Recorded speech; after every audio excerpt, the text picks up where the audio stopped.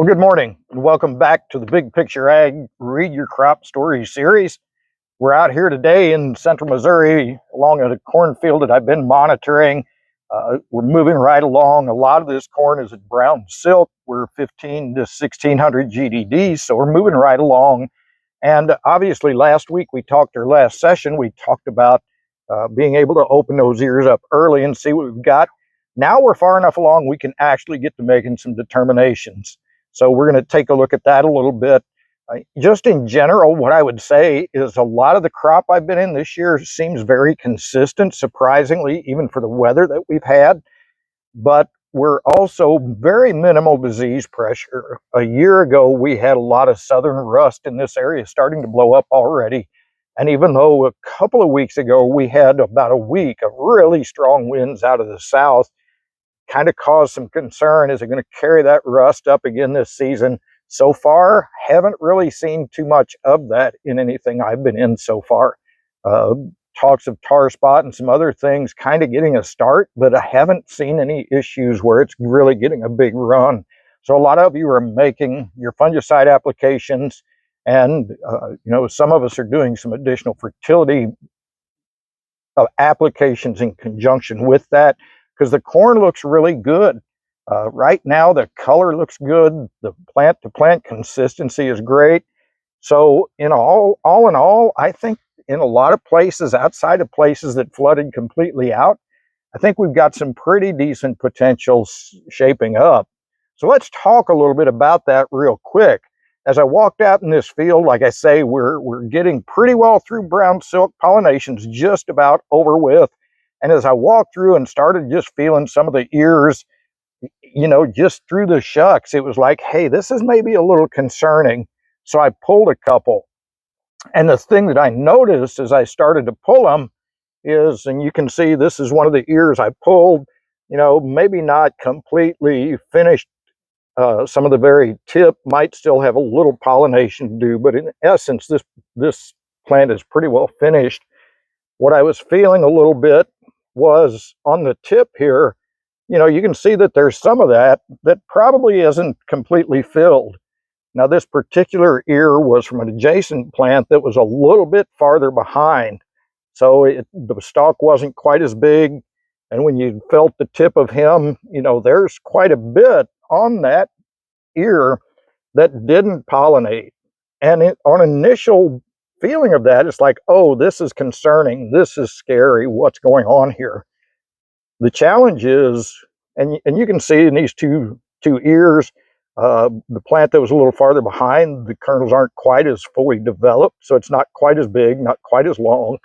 But in essence, both of these ears have got 40 kernels pollinated on the length. And being 14s and 16s and 18s with 40 length, even though, we've got 10 or 15 here that probably we didn't get pollinated, this corn with that kind of kernel counts has got really good potential still. So I would encourage you, even if you're out in your field, if you're seeing some of that looks like tip back, that we didn't finish that, would it be great to have it? Of course it would. But realize, don't give up on this crop, because the kernel set on a lot of these ears is still sufficient to raise some really good yields if we finish this crop strongly. So make sure you're monitoring what's going on with your crop still. So in this same field that I'm in particular today is the one that got hit by the high winds earlier, about 3 or 4 weeks ago. Had some green snap, had some goosenecking happen. So I started looking at some of that and kind of wanted to do a couple of comparisons. So I pulled a couple of ears. This is one from a plant that was still fully upright. And you can see again, maybe some tip that we didn't pollinate, but still more than enough kernels. These other couple here that I'll pull off and show you are from the plants that were goosenecked. You can see they're just a little bit farther behind on development. There's a little bit more tip back on, especially the one in particular. But all in all, they're still good kernel counts. These are 16 and 18 rows around, and they're still carrying 34 to 36 even though they may not have the 40, they've still got plenty there. So if we finish feeding this crop, we've got the kernel counts in place. We just need to fill them as full as we possibly can. And, you know, we're at pollination. A lot of us are thinking, hey, the season's getting wrapped up, not much else to do. That's really not true. Keep an eye on this crop. Maybe think about doing some additional foliar feeding. If you've got some crop that looks really good, get out there and give it some extra food. See if we can plump those kernels up, pump more starch into it, and increase yield by adding kernel weight. So I would really encourage you to stay in your field, take a look at things. Don't get hung up on the tip back that you may be feeling if you're seeing that in some of your fields. Make sure you're counting the kernels and see how many you've got there that you can finish with.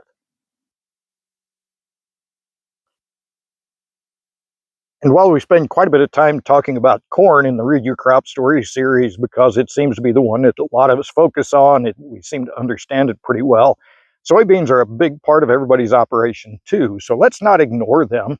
So we're out here today in a field of soybeans, just kind of taking a look.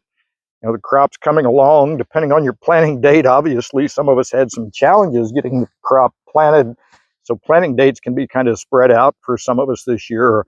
But all in all, the soybeans are off to a pretty good looking start. So hopefully you're paying attention to those as well. A lot of the things that we do when we look at the corn plants, you can associate a lot of that with soybeans as well, just general health issues. But, you know, we want to get down in here in the canopy. We may want to pull a plant occasionally and take a look at what we got. And obviously pulling, if you watch David Hewlett's video on the Genesis Ag podcast, you saw his recommendations that it's better to dig the plant than to pull it. But for today, we just went ahead and pulled this one. You can see down here on this plant, we've got, even though we pulled it out, there's a lot of nodulation happening. Again, as David spoke about, a lot of branching coming up these plants, a lot of blossoms being set. A lot of these nodes have got a bunch of blooms and already starting to set some pods. So we're moving along in this plant's growth phase. But keep an eye on things. It never hurts with a soybean plant to cut those stems as well and make sure that that stem is healthy and growing well. And just continue to monitor your soybeans. If you really wanted to stretch the envelope on what you're doing, I would encourage you to maybe even cut it or mark a plant and come out and kind of monitor on some of these nodes how many pods you actually set, how well it maintains them as we go through the season.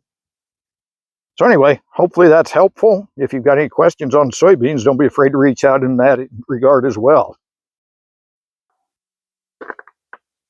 So that'll be a wrap for today for episode 4 of the Big Picture Ag Read Your Crop Stories series. I appreciate you checking in with us and coming along out in the fields with me. Hopefully there's some things here that maybe give you some ideas on things you can watch and learn from your crop. If you want to, would really appreciate you liking, following, subscribing to the YouTube channel here. If you want to reach out, you can reach me on my email at bigpictureag@gmail.com. And we also have a Facebook group called Big Picture Ag. And please tune in there because we post different things sometimes there. So thanks again for tuning in and look forward to talking soon.